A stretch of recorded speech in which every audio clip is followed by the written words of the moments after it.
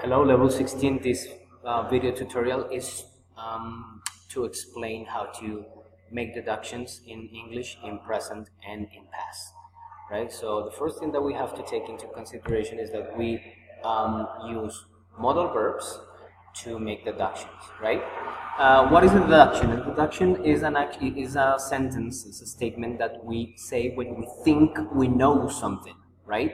Based on evidence or based on our beliefs. The modal verbs that we use are must, could, might, may, and can, right? We use them to make deductions in both present and past. When we believe something is true, we use must. That's the strongest modal verb that we use in terms of deductions. And when we think something is possibly true, we use could, might, or may, right? Now, when we believe that something isn't definitely true, we use can't. And then after that, we're going to use the verb form, right? That corresponds to present or past. So, for example, to make deductions in the present, and we are using a state verb, we use modal verb plus infinitive. For example, it might be in the bathroom. In this case, the deduction is based on what we think it's true, right? Even though we don't have evidence to prove it. And here, yeah, of course, but it must be switched off. In this case, the person that said must is more certain about his deduction than the person that used the verb might.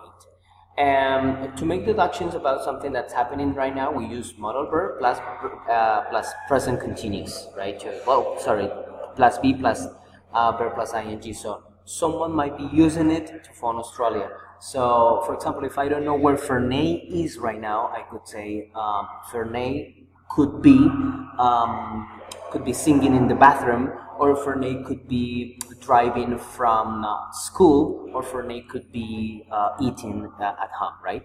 To make a deduction about something that I think it's happening right now. All right, deductions in the past. This is really interesting because now you're going to add have, right? Have, and the past participle. So, for example, if someone didn't come to study today, let's say that Herman didn't come to study today, I can say he could have forgotten that he had class today, right? He could have forgotten. I use the past participle, right? And then again, I have to take into account the rules of the levels of certainty are the same. If I'm not very certain, I'm not very sure about something, so I use could, may, or might. And if I'm sure, I use must, right?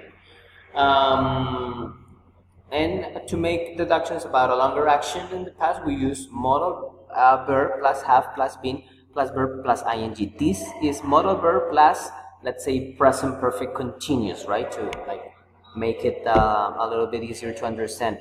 But you want to use it only when you want to emphasize on the time, right?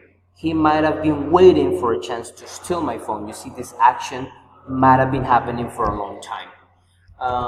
This is one example. These people right here, they got old. This one even died while waiting, and they said they must have been waiting for ages, right? So that's one way to make deductions in the past. All right, thanks for your attention, and I hope you have found this video tutorial useful. Bye-bye.